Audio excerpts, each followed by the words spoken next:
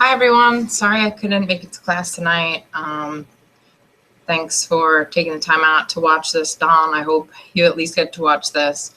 I know part of our requirement was to talk to you about our case study, so I just wanted to go ahead and make a little on-air hangout about kind of what I've been working on, what I've been doing. The first thing I did was I sent out a survey to my peers to get an idea if they'd even be interested in learning what I had to offer. I decided to send out a Google form, of course, and survey them about if they were interested in learning how to use Google Apps for education in the foreign language classroom, because that's what I plan on doing my case study on. And if they were, would they be interested in having me teach the course?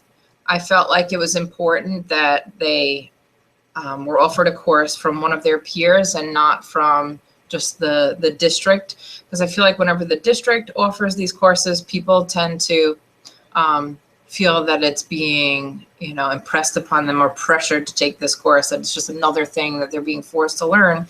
And I wanted them to see that, know that this is actually something, especially for foreign language teachers, we don't get offered much training specifically, that they could implement in their classroom.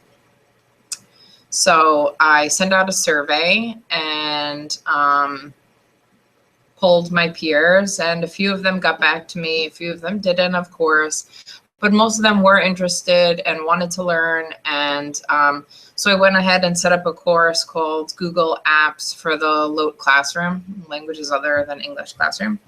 And I just started the class 2 weeks ago. So far, it's been going really great. It's not just about the apps themselves, but more specifically, how we could actually use them in the LOTE classroom. I've been focusing mainly on Doctopus and Rubric, rubric-based grading. And I've actually been using it to show the IB teachers how we could grade using a rubric. Well, we use rubrics all the time in IB, but how you can grade sort of these non-traditional types of assessments using rubric and Doctopus. For example, we have to give these oral examinations at the end of their senior year and several practices throughout their junior and senior year. And I just thought, like, well, all right, how the heck could I use a rubric on Classroom and to give feedback to my students? And I just came up with the idea to put a simple checklist on Classroom. That's the actual assignment. Even though there's nothing physically to turn in, once they do the oral speaking or the oral assessment with me, they just have to mark that it's done. Their checklist gets submitted to Classroom, and I'm able to attach the rubric that I use to grade their speaking directly on their checklist. So, that's what's kind of come up, these sort of non-traditional types of assessments. And that's what we've been focusing on, is any ideas that they had, how we can use Google Apps as foreign language teachers to help us out in the classroom.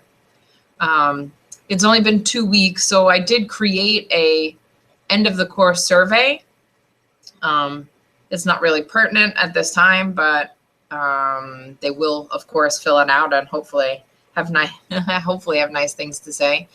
And I'm hoping by our next course that I'm able to offer this course, maybe 1 or 2 more times and get the word out and get a few more people enrolled in the course, so I can get better feedback and better results from my case study.